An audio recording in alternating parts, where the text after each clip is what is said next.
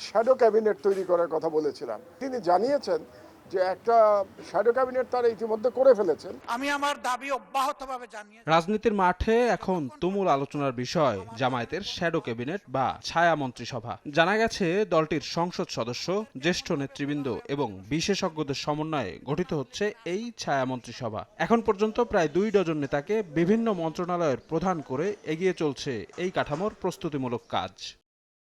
এরই মধ্যে শুরু হয়েছে তালিকা তৈরির কাজও। ছায়া মন্ত্রিসভায় প্রধানমন্ত্রী হিসেবে থাকছেন ডাক্তার শফিকুর রহমান। এছাড়া পররাষ্ট্রমন্ত্রী ডাক্তার আব্দুল্লাহ মোহাম্মদ তাহের, স্বরাষ্ট্রমন্ত্রী ডক্টর হামিদুর রহমান আজাদ, স্থানীয় সরকার মন্ত্রী মিয়া গোলাম পরোয়ার এবং অর্থমন্ত্রী হিসেবে সাইফুল আলম খান মিলনের নাম।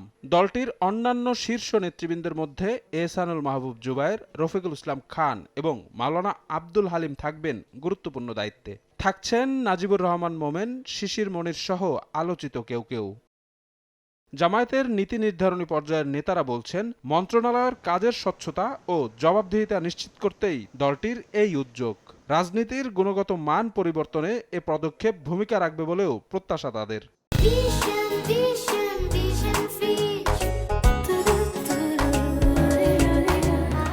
মিনিস্ট্রি তার স্বচ্ছতা জবাবদিহিতা এনশিওর করার জন্য আমাদের যে পর্যবেক্ষণ, আমাদের যে সমালোচনা, আমাদের যে সাজেশন এবং প্রস্তাবনা পেশ করার আরেকটা জায়গা হচ্ছে ছায়া মন্ত্রী পরিষদ সভা।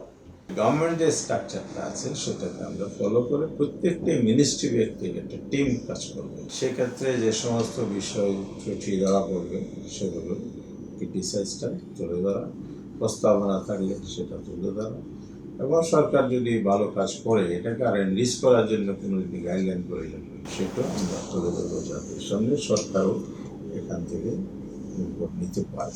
বিশেষজ্ঞরা বলছেন, নানা প্রতিবন্ধকতার পরেও বিরোধী দলের এই উদ্যোগ সফল হলে গণতন্ত্র আরও শক্তিশালী হবে।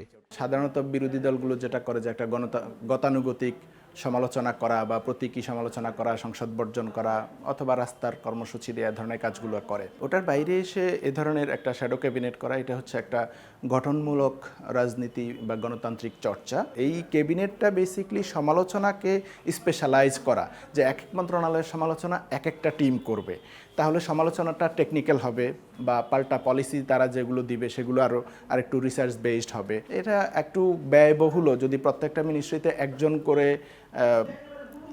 গবেষণা সহকারীও রাখতে হয় তাহলে এটা বিশাল একটা ব্যয়ের ব্যাপার। চ্যালেঞ্জিং তো হবে নিশ্চয়ই, কতটা সম্ভব হবে। তো এইটা আমি মনে করি বাট একটা নতুনত্ব এবং একটা ভালো এডিশন টু আওয়ার ডেমোক্রেসি। বাংলাদেশে নতুন হলেও বিশ্বের বিভিন্ন দেশে ছায়া মন্ত্রিসভার অস্তিত্ব রয়েছে। শফিক মুন্সি, সময় সংবাদ, ঢাকা।